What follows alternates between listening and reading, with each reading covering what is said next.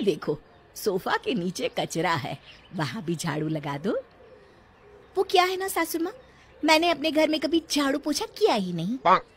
अच्छा, हाँ सासू माँ, वहाँ काम वाली आती है ना, और जब नहीं आती तो मेरी माँ कर लेती थी। ठीक है ठीक है, जल्दी करो बेटा, 8 बज रहे हैं और गौतम 9:15 बजे ऑफिस के लिए निकल जाता है। पर सासू माँ, इतनी जल्दी खाना कैसे बन पाएगा? मैं जाकर कुछ तैयारी करती हूँ, तुम भी जल्दी से काम निपटा कर आ जाना। जब विधि नहाकर रसोई घर में पहुंची, बताइए माँ जी, मैं क्या करूँ? सब्जी दाल चावल बन गया है, आटा भी मान दिया है, तो बस रोटियां सेक ले फटाफट। पर ये क्या सासू माँ, एक ही सब्जी? तो दाल तो है ना साथ में। अच्छा, देखिए बुरा न मानो तो एक बात कहूँ सासू माँ, मेरे यहाँ तो एक सब्जी में कोई खाना खा ही नहीं सकता। भैया तो सीधे थाली ही फेंक देते हैं। ये कहकर वो रोटियां बनाने लगी। हाँ हाँ ठीक है, पर जल्दी हाथ चला। माँ मैं जा रहा हूँ। अरे रुक बेटा, ये ले तेरा डिब्बा। ठीक है माँ, चलता हूँ मैं। इतना कहकर वो ऑफिस चला जाता है। दोपहर में सुमन जी विधि से कहती हैं, बहू आज किराने की लिस्ट बना लेना, गौतम कल जब ऑफिस से लौट कर आएगा तो सामान भी लेता आएगा। ठीक है सासू माँ, बताइए क्या क्या लिखना है? अब तो रसोई तुझे ही संभालना है, अपने हिसाब से लिख ले, अंदाज तो है ना तुझे। हाँ सासू माँ। और हाँ, पर्ची ध्यान से गौतम को दे जरूर देना। जी ठीक है। दूसरे दिन टिफिन के साथ विधि एक कागज भी देती है। ये लिस्ट जाते समय किराने वाले को देते जाइएगा और शाम को सामान ले आइएगा। अच्छा ठीक है। जब शाम को गौतम लौट कर आया तो बहुत गुस्से में था। माँ माँ, क्या हुआ बेटा, बड़े गुस्से में लग रहा है। ये कैसा किराने का सामान लिखा था माँ? हर बार 5-6 हजार के अंदर आ जाता था और इस बार 15,000 है। 15,000? लिस्ट तो दिखा भला। आटा 20 किलो, दाल 5 किलो, चावल 10 किलो, काजू 1 किलो, बादाम 1 किलो, पिस्ता 1 किलो, देसी घी 5 किलो, लाइजोल 1 लीटर।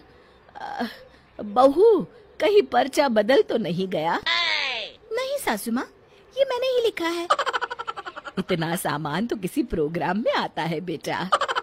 सासू माँ, तो फिर लिस्ट आपको ही बनानी चाहिए थी। हमारे मायके में तो किराने का सामान ऐसे ही आता है। चुप, बिल्कुल चुप, अब एक शब्द भी नहीं सुनूंगा। मुझे पता है तेरे मायके वाले कितने रईस है।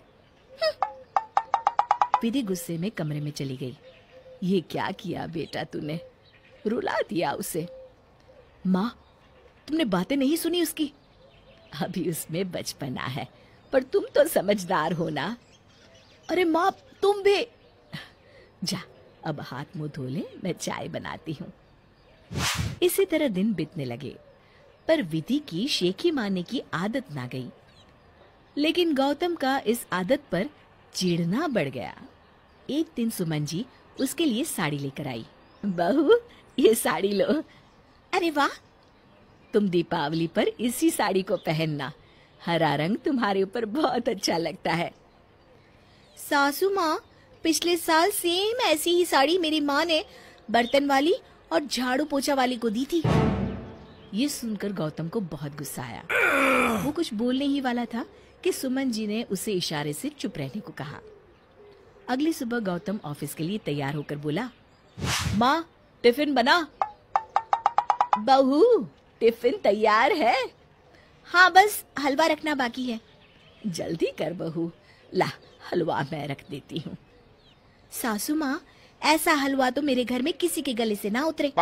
हम लोगों को तो एकदम घी में तर हलवा पसंद है। आज गौतम के सब्र का बांध टूट ही गया। वो अंदर गया और हाथ में एक सूटकेस लेकर वापस लौटा। विधि, विधि! जी कहिए। चलो। कहाँ? तुम्हारे मायके। क्यों? वहीं रहो और दूध घी खाओ, जब तुम्हारा पेट भर जाए तब आ जाना, समझी? अरे बेटा सुन तो। नहीं माँ, मैं नहीं झेल सकता। ये कहकर उसने विधि का हाथ पकड़ा और लगभग घसीटते हुए उसे मायके छोड़ आया।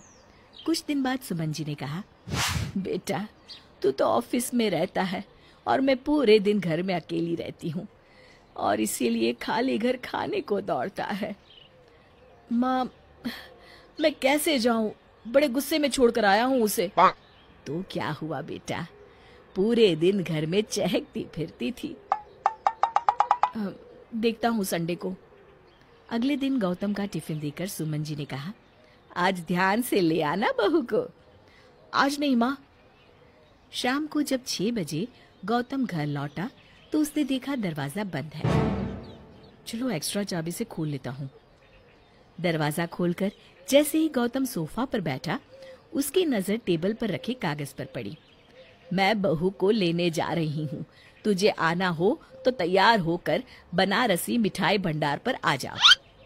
वो जल्दी से टैक्सी लेकर बनारसी मिठाई भंडार पहुंचा तो देखा माँ उसका इंतजार कर रही थी। आ गया तू? मायके में सुमन जी से विधि की माँ ने कहा, कैसी रही आप लोगों की तीर्थ यात्रा? सुमन और गौतम एक दूसरे को देखने लगे। तभी विधि बोली, अरे मैंने ही माँ को बताया था कि गौतम जी आपको तीर्थ यात्रा पर लेकर गए हैं, तभी तो मुझे जल्दबाजी में यहाँ छोड़ गए थे। जी जी, बहुत अच्छी रही। फिर सुमन जी ने विधि की माँ से कहा, विधि से कही है जल्दी निकलेंगे, नहीं तो रात हो जाएगी। जी हाँ, तैयारी तो हो चुकी है, खाना भी तैयार है, खा कर ही जाइएगा। खाना खाने के बाद सुमन जी ने कहा, खाना बहुत अच्छा था समधन जी, मजा आ गया। तब विधि की माँ हाथ जोड़कर बोली, विधि ने बताया था कि हमारे यहाँ बिना 3-4 सब्जी और मिठाई के कोई खाना नहीं खाता, पर हमसे जितना हो सका उतनी ही व्यवस्था की। गौतम ने मन में कहा, अच्छा तो मैडम जी यहाँ अपने ससुराल की तारीफों के पुल बांधती है। घर पहुँचने पर सुमन जी ने विधि से कहा, बेटा ये अच्छी बात है कि तुम दोनों घरों की इज्जत बनाए रखना चाहती हो, पर याद रखो बेटा, ये झूठ की नींव पर नहीं होना चाहिए। मुझे माफ कर दीजिए सासू माँ, अब बात मेरी समझ में आ गई है। शिक्षा, पर हमें तारीफ उतनी ही करनी चाहिए जितनी सहज लगे।